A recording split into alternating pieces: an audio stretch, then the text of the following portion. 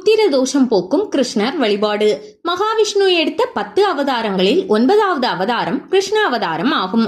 அதர்மத்தின் வழி நற்பவர்களை அழித்து தர்மத்தை நிலைநாட்டவும் அந்த வழியிலேயே பூமியின் பாரத்தை குறைப்பதற்காகவும் தான் கிருஷ்ணன் அவதரித்தார்.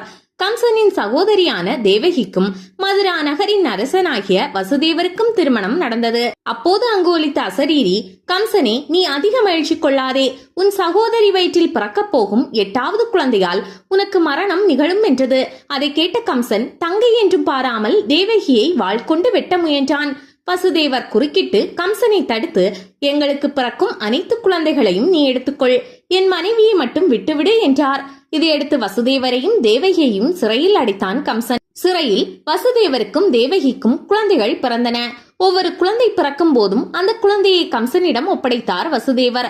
அவன் அந்த குழந்தைகளை சுவரில் ஓங்கி அறைந்து கொன்றான். தேவகியின் 7 பிள்ளைகள் இதுபோல் கம்சனால் இறந்து போயின. 8வதாக ஆவணி மாதம் தேய்பிறை அஷ்டமி திதியில் ரோகிணி நட்சத்திரத்துடன் கூடிய புதன்கிழமையில் கிருஷ்ண பகவான் தேவகிக்கு மகனாக பிறந்தார். அவர் பிறந்ததும் தேவ துந்துபிகள் முழங்கின. கிருஷ்ணர் பிறந்ததும் தன்னுடைய தாய் தந்தையரான தேவகிக்கும் வசுதேவருக்கும் தன்னுடைய சுய உருவத்தை காட்டி அருளினார். பின்னர் வசுதேவரை நோக்கி, என்னை நீங்கள் கோகுலத்தில் கொண்டு போய் விட்டுவிட்டு அங்கு பிறந்திருக்கும் பெண் குழந்தையை எடுத்து வந்து விடுங்கள் என்றார். கிருஷ்ணரின் சக்தியால் காவலர்கள் யோகமாயில் ஆழ்ந்து தூங்க வசுதேவர் குழந்தையை எடுத்து சென்று கோகுலத்தில் யசோதை பக்கத்தில் வைத்துவிட்டு அங்கிருந்த பெண் குழந்தையை எடுத்து வந்துவிட்டார். சிறைக்குள் வந்ததும் பெண் குழந்தை வீறிட்டு அழுதது. கம்சன் விரைந்து வந்து அந்த குழந்தையை எடுத்து சுவரில் வீசி எறிந்தான். ஆனால் அந்த குழந்தை சுவரில் மோதாமல் ஆகாயத்தில் பறந்தது. பெண் சக்தியாக மாறிய அந்த குழந்தை, கம்சா, உன்னை அழிக்கப் போகிற கிருஷ்ணன் கோகுலத்தில் வளர்கிறான். நான் மகா மாயை, உன்னால் என்னை ஒன்றும் செய்ய முடியாது என்று கூறியபடியே மறைந்தது. கோகுலத்திலும் பின் பிருந்தாவனத்திலும் பல லீலைகளை செய்த கிருஷ்ணர் பல அசுரர்களை அழித்தார். இறுதியில் கம்சனையும் கொன்று தன் தாய் தந்தையரை சிறையிலிருந்து மீட்டார். கிருஷ்ணர் அவதரித்த நாளை அனைவரும் கொண்டாடுகிறார்கள். சிலர் அவர் பிறந்த அஷ்டமி திதி வரும் நாளை கோகுலாஷ்டமி என்ற பெயரில் கொண்டாடுகின்றனர். இன்னும் சிலர் அவர் பிறந்த ரோகிணி நட்சத்திர நாளை ஸ்ரீ ஜெயந்தி என்று கொண்டாடுகிறார்கள். கிருஷ்ண பகவான் பிறந்த ஜென்ம தினத்தை விரதம் இருந்து கொண்டாடுபவர்களுக்கு எல்லா தீர்த்தங்களிலும் நீராடிய புண்ணியம் கிடைக்கும். மேலும் கர்ப்பசிதைவு ஏற்படும் பெண்களுக்கு அந்த பிரச்சனை தீரும். பெண் குழந்தை மட்டும் பிறக்கும் சந்ததியில் ஆண் குழந்தை பிறக்க வழி பிறக்கும். புத்திர தோஷத்தால் குழந்தையின்றி தவிப்பவர்களுக்கு குழந்தை பாக்கியம் உண்டாகும். புத்திர பாக்கியம் சம்பந்தமான அனைத்து தோஷங்களும் நிவர்த்தியாகும். மேலும் குழந்தைகளுக்கு தீர்க்காயுள் கிடைக்கும். தொடர்ச்சியாக கிருஷ்ண ஜெயந்தியை கொண்டாடுபவர்களுக்கு இறப்பிற்கு பின்னர் கிருஷ்ணனின் கோகுலத்தில் வாழும் பாக்கியம் கிடைக்கும். ராதையின் பெருமை. ஒருமுறை கிருஷ்ணரின் மனைவிகளில் ஒருத்தியான ருக்மணி நாரத முனிவரை சந்தித்தாள். அப்போது அவரிடம் நாரதரே, கிருஷ்ணரின் பட்டத்து ராணிகளான 8 பேரும் கிருஷ்ணரையே நினைத்துக் கொண்டிருக்கிறோம். ஆனால் எங்களை காட்டிலும் ராதைக்கு மட்டும் ஏன் சிறப்பு அதிகமாக இருக்கிறது என்று கேட்டாள். அதற்கு நாரதர், நீங்கள் அனைவரும் கிருஷ்ணனை நினைத்துக் கொண்டிருக்கிறீர்கள். ஆனால் கிருஷ்ணனோ சதா சர்வ காலமும் ராதையையே நினைத்துக் கொண்டிருக்கிறார். அதனால்தான் ராதைக்கு பெருமை என்று பதிலளித்தார். 16,000 மனைவிகள்.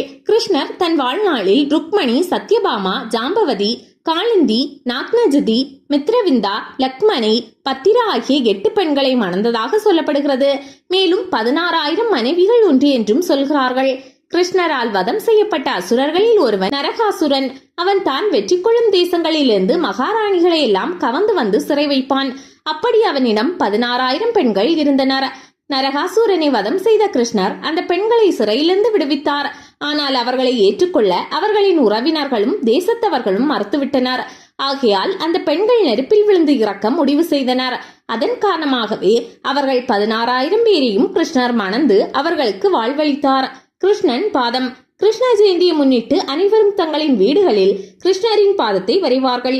வீட்டின் நுழைவாசலில் இருந்து பூஜை அறை வரை வரையப்படும் இந்த பாதத்தின் பின்னணியில் கிருஷ்ணரை தங்களின் வீட்டிற்கு வரவேற்பதன் பொருட்டு இவ்வாறு வரைவதாக பொதுவான காரணம் சொல்லப்படும். ஆனால் இதற்கு இன்னொரு காரணமும் இருக்கிறது.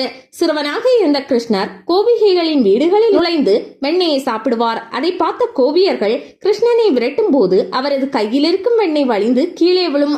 அந்த வெண்ணெயின் மீது அவரது பிஞ்சு பாதம் பட்டு வீடு முழுவதும் அவர் கால் தடம் பதிந்திருக்கும்.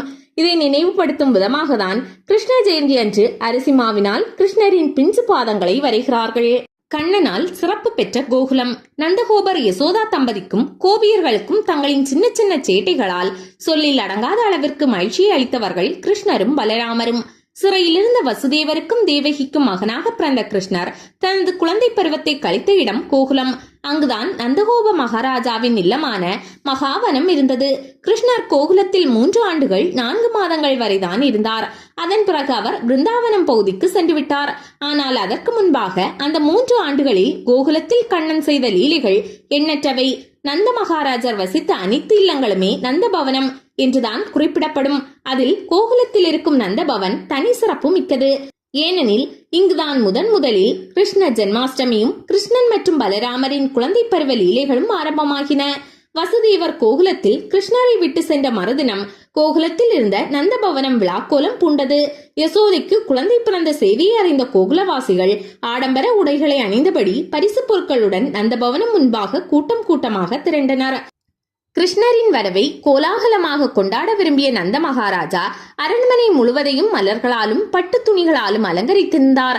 மேலும் இல்லம் முழுவதும் நறுமண பொருட்களால் மனம் கமல செய்தார். கோகுலவாசிகள் வீதி முழுவதும் ஒருவர் மீது ஒருவர் தயிர், பால் மற்றும் வெண்ணெயை தெளித்து தங்களது மகிழ்ச்சியை வெளிப்படுத்தினர். கிருஷ்ணர் தமது திருமேனி, முகவசீகரம், புன்முறுவல் முதலியவற்றால் அனைத்து கோகுலவாசிகளையும் ஆட்கொண்டு அவர்களது இதயத்தில் பேரானந்தத்தை ஏற்படுத்தினார். நந்த மகாராஜா வேதம் ஓதுபவர்களுக்கு 18 லட்சம் பசுக்களை தானமாக கொடுத்தார். அந்த பசுக்கள் அனைத்தின் மீதும் முத்துமாலை மற்றும் தங்க ஆபரணங்கள் அலங்கரித்தன. இதை வைத்தே கோகுலத்தின் செல்வ செழிப்பை நாம் உணர்ந்து கொள்ள முடியும். கிருஷ்ணர் படிப்படியாக வழங்கத் தொடங்கினார். மழலையின் பேச்சில் மதிமயங்குவது அனைவரின் இயல்பு. கிருஷ்ண பலராமரின் மழலை பேச்சுகளை பற்றி சொல்லவும் வேண்டுமா?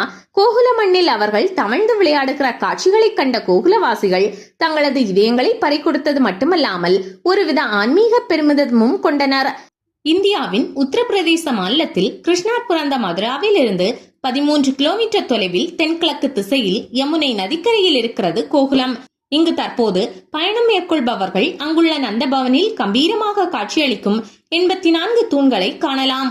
5000 ஆண்டுகளுக்கு முன் நந்த மகாராஜா காலத்தில் கட்டப்பட்ட தூண்கள் இன்றும் இவ்விடத்தில் போற்றி பாதுகாக்கப்பட்டு வருகின்றன. இவ்விடம் தற்போது கோவிலாக மாற்றப்பட்டுள்ளது. நந்த மகாராஜா மற்றும் அன்னை யசோதையின் மூர்த்திகளுக்கு நடுவே கருமை நிறத்தில் பலராமரின் விக்கிரகத்தையும் தொட்டிலில் புல்லாங்குழல் ஊதும் கோபாலரின் விக்கிரகத்தையும் நாம் தரிசிக்கலாம். நந்த பவனிற்கு வெகு அருகில் நந்த மகாராஜாவின் கோசாலை அமைந்துள்ளது. இந்த கோசாலைக்கு சற்று தூரத்தில் சப்த சமுத்திர கிணறும் உள்ளது. இந்த கிணற்றில் பிரபஞ்சத்தில் காணப்படும் 7 சமுத்திரங்களின் நீரும் உள்ளடங்கி இருப்பதாக சொல்கிறார்கள். வைசிய மன்னரான நந்தகோபர் பாரம்பரிய வழக்கமாக இந்த கிணற்றில் தினந்தோறும் நீராடுவார். வைசிய தொழிலில் தெரியாமல் செய்யும் பாவ விளைவுகளில் இருந்து விடுதலை பெற இக்கிணற்று நீர் உதவுகிறது என்பது ஐதீகம். கிருஷ்ணரை கொல்வதற்காக கம்சனால் அனுப்பப்பட்ட பூதனை என்ற அரக்கி, சகடாசூரன், திருநாவிருதன் ஆகிய அரக்கர்களை கிருஷ்ணர் வதம் செய்தார். அந்த இடங்கள் அனைத்தும் கோகுலத்தில் இன்றும் காணலாம். ஒருமுறை யமுனைக்கரையில் விளையாடிக் கொண்டிருந்த கிருஷ்ணர் மண்ணை உண்டார். இதை கண்ட யசோதை கிருஷ்ணரை வாய் திறக்க சொல்ல வாய்க்குள் பிரபஞ்சமே தெரிந்தது. இந்த நிகழ்வு நடந்த இடமானது இன்றும் பிரம்மாண்ட படித்துறை என்ற பெயரில் உள்ளது. சேட்டைகள் செய்த கிருஷ்ணரை யசோதா உரலில் கட்டி போட்டார். அந்த உரலையும் நாம் காண முடியும்.